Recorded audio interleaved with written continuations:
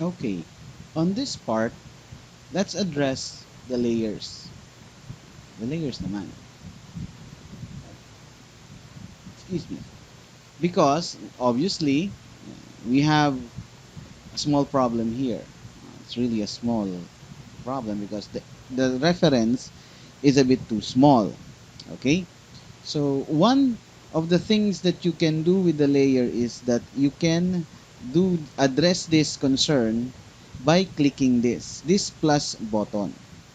The layers usually has some extra options underneath them. Okay, so it has that position. If it is 0, 0, 0, that means it's at the center.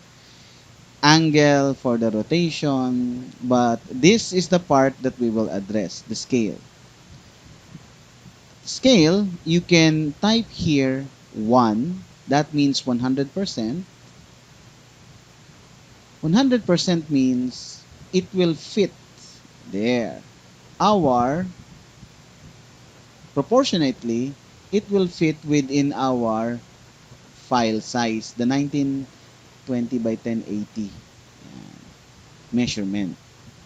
So that's how simple it is. If our, let's say, let me detach this or let me hide it here also, sorry. In the layer, you can also hide by pressing this I button. You can have that close. Now, you can go to the next layer. Again, turn on this.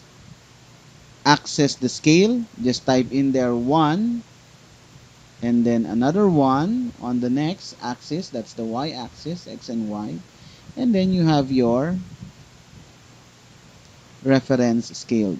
So again, I'll just repeat it on each layer that I have so that I can address that concern. Here, pressing 1, 1,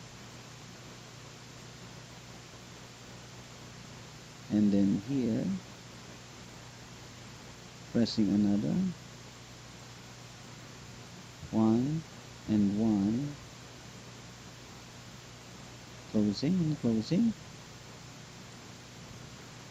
Okay. Pressing 1 and 1 there, and last, opening that, pressing 1 and 1.